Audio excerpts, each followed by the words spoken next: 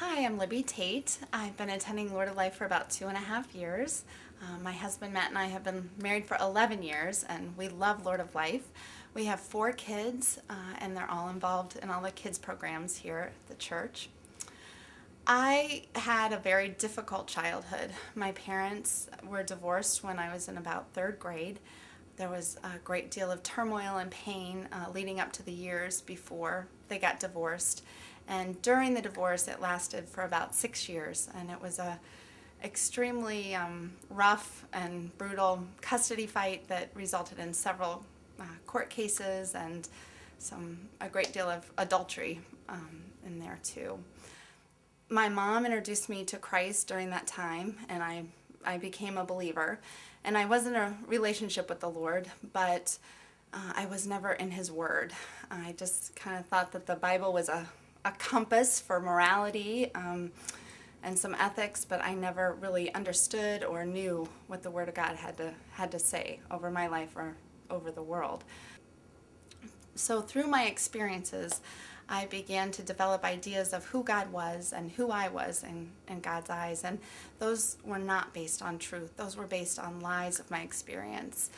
Things like I felt abandoned and undefended, completely vulnerable to attack and completely misunderstood. So going through these experiences and in this pain, I started to internalize it, and I began to have a very low self-esteem. I started to act out upon these experiences and these lies that I was believing. I began having an eating disorder when I was about 10 years old, and I went through a really difficult rebellion during my adolescent and teenage years. I actually ran away from home at one point and slept under a bridge at one point.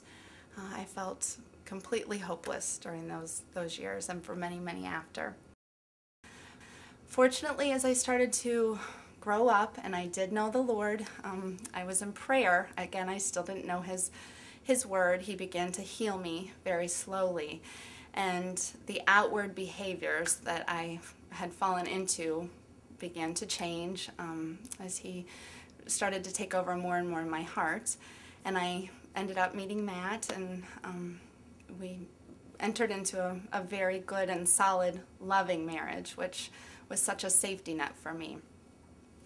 But I still didn't know the Word of God, and although I outwardly was not expressing all of those things that I felt, inside there was a major war going on inside of my heart and in my head. All of those lies about my self-worth and abandonment and being unprotected just riddled my entire psyche and entirely who I was. I fell into very low self-esteem, and my eating disorder just continued to peak and fall and go every which way.